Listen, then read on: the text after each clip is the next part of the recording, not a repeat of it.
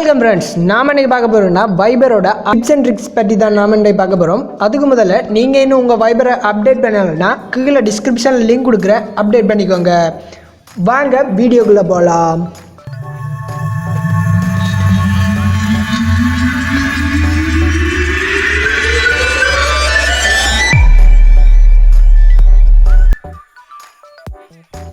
நாம் இன்றைக்கி ஃபஸ்ட்டு பார்க்க போகிற வீடியோ என்னென்னா, மற்ற யூசர்ஸ் போல் நாமளும் நமக்கான ஸ்டிக்கர் மார்க்கெட்டில் டவுன்லோட் பண்ணி மற்றவங்களுக்கு சென்ட் பண்ணாமல் நமக்கான ஸ்டிக்கரை நாமே எப்படி தயாரிக்கணுன்றதை பற்றி தான் சொல்ல போகிறேன்.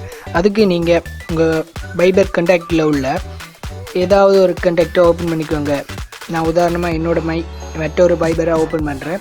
ஓப்பன் பண்ணதும் பாருங்கள், கீழே ஸ்டிக்கர்னு இருக்குது, அந்த ஐக்கனை கிளிக் பண்ணுங்கள். ஸ்டிக்கர்னு கிளிக் பண்ணதும் இங்கே பாருங்கள், ஏற்கனவே நான் இப்படி ஒரு ஸ்டிக்கர் க்ரியேட் பண்ணியிருக்கேன். அதை எப்படி க்ரியேட் பண்ணுறதுன்றதுக்கு கீழே பாருங்கள் ப்ளஸ் ஐக்கான் ஒன்று இருக்குது, அதை கிளிக் பண்ணுங்கள். இந்த ப்ளஸ்ஸை கிளிக் பண்ணதும் ஸ்டிக்கர் மார்க்கர் அண்ட் க்ரியேட் ஸ்டிக்கர்னு ஒரு ஆப்ஷன் ஓப்பன் ஆகும். அதில் நீங்கள் ரெண்டாவது இருக்கிற க்ரியேட் ஸ்டிக்கர்ஸ் என்னதை ஓப்பன் பண்ணுங்கள். இதில் நீங்கள் 60 ஸ்டிக்கர்ஸ் அடங்கின ஒரு பெக்காகவும் தயாரிச்சிக்க முடியும், இல்லை தனித்தனி ஸ்டிக்கராகவும் தயாரிக்க முடியும். அதுக்கு முதல்ல நீங்கள் நேம் செட் பண்ணிக்கோங்க. இந்த ஸ்டிக்கருக்கான நான் என்னோட சேனல் நேம் செட் பண்ணுறேன்.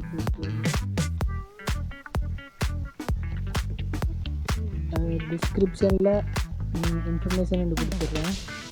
அப்புறம் பாருங்கள், ஏற்கனவே ஒரு ஆப்ஷன் இருந்தது, pack is public, others can download your pack. நீங்கள் க்ரியேட் பண்ணுற பேக்கை மற்றவங்களாலையும் டவுன்லோட் பண்ண முடியுமா இல்லையான்றதை எனேபிள் பண்ணுறதா டிசேபிள் பண்ணுறதான்றதை நீங்கள் முடிவு பண்ணிக்கோங்க. நான் டிசேபிள் பண்ணிக்கிறேன். பாருங்கள், அதில் ப்ளஸ் ஐக்கான் ஒன்று இருக்குது, அதை கிளிக் பண்ணுங்கள். ப்ளஸ் ஐக்கானை கிளிக் பண்ணதும் உங்களுக்கு கேலரி ஓப்பன் ஆகும். கேலரியில் உங்கள் பிக்சரை செலக்ட் பண்ணிக்கோங்க. நீங்கள் இந்த பிக்சரில் நீங்கள் இமேஜை உருவாக்க போகிறேன்ன்ற ஸ்டிக்கரை உருவாக்க போகிறேன்றதை நான் கேலரியை செலக்ட் பண்ணி டவுன்லோட் பண்ண ஸ்டிக்கர்ஸை பிக்சரை ஓப்பன் பண்ணி ஸ்டிக்கரை க்ரியேட் பண்ணுறேன். நீங்கள் இதில் ஓப்பன் பண்ணது டிக் மார்க் கொடுத்துருங்க. உங்களுக்கு ஓப்பன் ஆனதும் இப்படி வந்துடும். அப்புறம் பாருங்கள், இதில் முதலாவதாக இருக்குது மேஜிக் பேண்டுண்டு, அதை கிளிக் பண்ணுங்கள். அதை கிளிக் பண்ணது உங்களுக்கு ஆட்டோமேட்டிக்காகவே அதை கட் பண்ணி கொடுத்துரும். கட் பண்ணி கொடுத்த அப்புறம் நீங்கள் டெக்ஸ்ட் ஆட் பண்ணிக்கலாம், உங்களுக்கு தேவையான டெக்ஸ்ட் ஆட் பண்ணிக்கலாம். இதை நீங்கள் உங்களோட ஃபோட்டோவை வச்சும் க்ரியேட் பண்ணிக்க முடியும். இங்கே பாருங்கள், இப்போ கட் ஆகிடுச்சு, ஆனால் ஒரு சின்ன ஸ்பேஸ் ஒன்று இருக்குது, அதை இந்த ரேசரை யூஸ் பண்ணி கட் பண்ணிவிடுங்க. நீங்கள் அண்டூ பண்ணிக்கலாம்.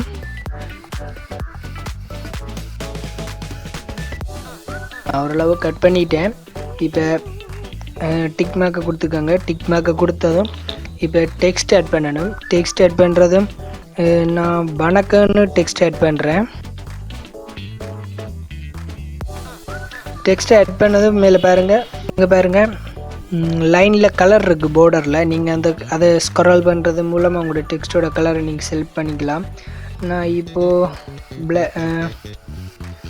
ரெட் கலரை சூஸ் பண்ணிக்கிறேன். சூஸ் பண்ண அப்புறம் டன்னு கொடுத்துட்டு நீங்கள் டெக்ஸ்ட் எங்கே வரணுமோ அதை அட்ஜஸ்ட் பண்ணிக்கோங்க. டெக்ஸ்ட்டை ஆட் பண்ண அப்புறம் இங்கே சேவ் ஸ்டிக்கர்னு கீழே இருக்குது, அதை கிளிக் பண்ணிக்கோங்க. அதை கிளிக் பண்ணது உங்களுக்கு ஒரு ஸ்டிக்கர் க்ரியேட் ஆகிடுச்சு. நீங்கள் உங்களுக்கு தேவையான அளவு ஸ்டிக்கரை நீங்கள் இதில் க்ரியேட் பண்ணிக்கலாம். ஆனால் 60 ஸ்டிக்கர் தான் தயாரிக்க முடியும். தயாரித்த அப்புறம் நீங்கள் க்ரியேட் பேக்கை கொடுத்துருங்க. க்ரியேட் பேக்கை கொடுத்ததும் நான் தயாரித்த ஸ்டிக்கர் இங்கே அட் ஆகிடுச்சு பாருங்கள். இப்போ பாருங்கள், இப்போ சென்ட் பண்ணால் உங்களுக்கு இப்படி தான் இருக்கும். நான் கட் பண்ணையில் ஒரு சின்ன தப்பு இருக்குது, அதை விட்டுருங்க. இப்படி நீங்கள் உங்கள் பிக்சரை வச்சும் நீங்கள் ஸ்டிக்கரை தயாரிக்க முடியும்.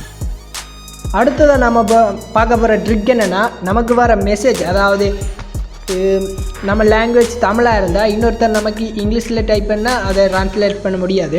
ஆனால் ஹிந்தியோ சைனீஸோ இல்லை மலையாளமோ அப்படி ஏதாவது லாங்குவேஜ் இருந்தால் நாம் அதை கூகுள் ட்ரான்ஸ்லேட் மூலமாக வைபர்லேயே லைவாக ட்ரான்ஸ்லேட் பண்ணிக்க முடியும். அது எப்படின்னு தான் நான் இப்போ சொல்ல போகிறேன். அதை விட அதோட லாங்குவேஜ் எப்படி சேஞ்ச் பண்ணுறதையும் நான் இப்போ சொல்ல போகிறேன்.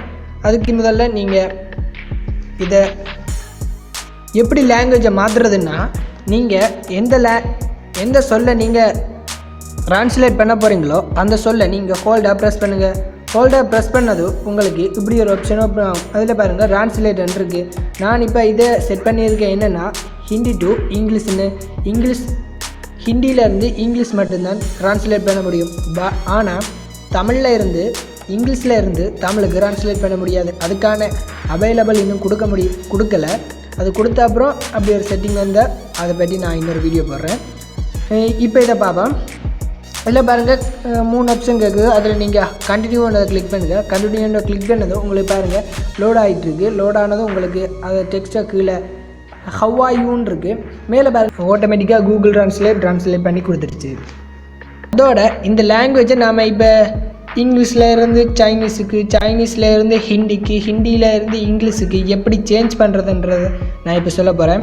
அதுக்கு நீங்கள் பேக் எடுத்து வந்துக்கோங்க. பேக் எடுத்து வந்ததும் கீழே பாருங்கள் மோர் என்ற செட்டிங் இருக்குது. அந்த செட்டிங்கை மோர் என்றதை கிளிக் பண்ணுங்கள். கிளிக் பண்ணதும் உங்களுக்கு செட்டிங் ஓப்பன் ஆகும். செட்டிங்கை கிளிக் பண்ணி உள்ளே போய்க்கோங்க. உள்ளே போனதும் பாருங்கள் கால்ஸ் அண்ட் மெசேஜ்ன்னு இருக்குது. அதை கிளிக் பண்ணுங்கள். அதை கிளிக் பண்ணதும் உங்களுக்கு இப்படி ஒரு ஆப்ஷன் ஓப்பன் ஆகும். அதில் கொஞ்சம் ஸ்க்ரால் பண்ணி போய்க்கோங்க. அதில் பாருங்கள் மெசேஜ் ட்ரான்ஸ்லேஷன் இருக்குது. அதை கிளிக் பண்ணதும் உங்களுக்கு லாங்குவேஜுகள் ஓப்பன் ஆகும். அதில் நீங்கள் எந்த லாங்குவேஜ் டிஃபால்ட் லாங்குவேஜ் இங்கிலீஷ்ன்னு இருக்குது. நீங்கள் எந்த லாங்குவேஜிலேருந்து எந்த லாங்குவேஜுக்கு சேஞ்ச் பண்ண போகிறேன்றதை நீங்கள் செலக்ட் பண்ணி வச்சுக்கோங்க. நான் இப்போ இங்கிலீஷில் வர மெசேஜை ஹிந்திக்கு சேஞ்ச் பண்ண போகிறேன்னா நான் இந்த டிக்கை கொடுத்துட்டு மேல் டிக்கை கொடுத்தேன்னா நமக்கு இங்கிலீஷில் வர லாங்குவேஜ் எல்லாத்தையும் நாம் ட்ரான்ஸ்லேட்டர் ஊடாக ஹிந்தியில் ட்ரான்ஸ்லேட் பண்ணிக்க முடியும். மூணாவதாக நாம் பார்க்க போகிற ட்ரிக் என்னென்னா, மற்றவங்க கிட்ட நாம் பார்த்தோமா இல்லை ஆன்லைனில் இருக்கோமா இல்லையா, மற்றது வீடியோவை நாங்களாக டவுன்லோட் பண்ணணுமா இல்லை ஆட்டோமேட்டிக்காக டவுன்லோட் பண்ணணுமா என்ற செட்டிங்கை நாம் எப்படி செட் பண்ணுறதுன்றதை பற்றி தான் மூணாவதாக நான் இப்போ சொல்ல போகிறேன். அதுக்கு நீங்கள் கீழே இருக்கிற டாஸ்க் பார் மாதிரி ஒன்று இருக்குல்ல, அதில் மோர் அண்ட் ஆப்ஷனை கிளிக் பண்ணுங்கள். மோர் அண்ட் ஆப்ஷனை கிளிக் பண்ணுங்கள். செட்டிங்னு ஆப்ஷன் ஓப்பன் ஆகும். அதில் பாருங்கள் ரெண்டாவதாக இருக்குது பாருங்கள் ப்ரைவேசின்னு, அந்த இதை கிளிக் பண்ணுங்கள். கிளிக் பண்ணதும் பாருங்கள் ஷேர் ஆன்லைன் ஸ்டேட்டஸ், அதாவது நாம் ஆன்லைனில் இருந்தோம்னா அதை ஆன்லைன்னு காட்டணுமா இல்லையான்றது கேட்டிருக்கு. இப்போ ஆன்லைனு இருந்தால் இப்போ ஆன்லைனில் காட்டும். இந்த டிக் மார்க் இருந்தால் நான் அதை டிக் எடுத்துடுறேன். அப்படி டிக் எடுக்கும்போது ஆன்லைனில் காட்டாது. இப்போ என்ன அதை சேஞ்ச் பண்ண விடலை, ஏன்னா 24 ஹவர்ஸுக்கு அப்புறம் தான் நான் அதை சேஞ்ச் பண்ண முடியும். ஏன்னா இப்போ தான் அதை எனபிள் பண்ணேன்.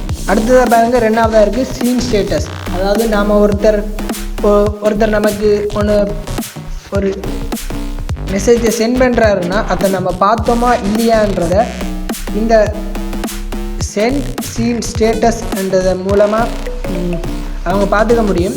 அது நான் இப்போ எனபிளில் இருக்குது. நான் அதை டிசபிள் பண்ணி பார்க்குறேன். டிசபிள் ஆகிடுச்சு. அப்புறம் உங்கள் ப்ரொஃபைல் பிக்சரை அவங்க மற்றவங்க பார்க்கணுமா இல்லையானதை இதில் ஷோ யுவர் ஃபோட்டோன்னு இருக்குது. அதை எனபிளில் இருக்குது. நான் டிசபிள் பண்ணிடுறேன். அடுத்தது share your date of birth, அதுவும் எனபிள்லேயே இருக்குது. நான் அதை டிசபிள் பண்ணிடுறேன். இந்த ஆப்ஷனை எனபிள் பண்ணுறது மூலமாக நீங்கள் ப்ரைவேட்டாக இருந்துக்க முடியும். நம்ம நாலாவதாக பார்க்க போகிற வீடியோ என்னென்னா, மற்றவங்க வைபரில் கொஞ்சம் வீடியோஸ் ஃபோட்டோஸ் எல்லாத்தையும் சென்ட் பண்ணுவாங்க. அது நம்ம டவுன்லோட் பண்ண முதலே ஆட்டோமேட்டிக்காகவே டவுன்லோட் ஆகிடும். நமக்கு தேவையில்லையோ அது ஆட்டோமேட்டிக்காக நம்ம டவுன்லோட் ஆகி டேட்டாவையும் வெட்டி தள்ளிடும். அதை விட நம்ம ஸ்டோரேஜையும் பிடிச்சி வச்சுக்கோம்.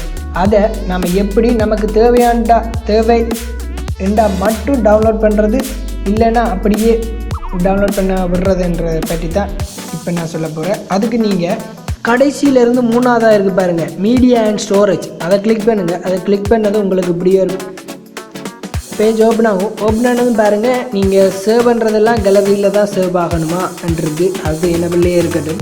அடுத்தது பாருங்கள் auto download media over mobile network, அதாவது உங்கள் மொபைலில் அது கூடின நெட்வொர்க் ஸ்பீட் இருந்தால் ஆட்டோமேட்டிக்காகவே டவுன்லோட் ஆகிடும். அது வேணானதை நான் டிசபிள் பண்ணிக்கிறேன். அடுத்தது auto download media when connected to wifi இருக்குது, அதையும் நான் அது இருக்கட்டும். அது ஏன்னா அதை எனபிள் பண்ணியே வச்சுக்கிறேன். நான் கூட நெட்வொர்க் இருந்தால் மட்டும்தான் வைஃபையில் யூஸ் பண்ணுவேன்னா அது இருக்கட்டும். அடுத்தது ஆட்டோ ப்ளே வீடியோஸ், ஆட்டோமேட்டிக்காக வீடியோ ப்ளே ஆகணுமான்னு இருக்குது, அதை நான் டிசபிள் பண்ணிக்கிறேன். அடுத்தது பாருங்கள் இந்த செட்டிங்கை நீங்கள் எனபிள் பண்ணிக்கிட்டீங்கன்னாலே உங்கள் ஃபோனில் ஸ்டோரேஜும் டேட்டாவும் கொஞ்சம் கூடவே இருக்கும்.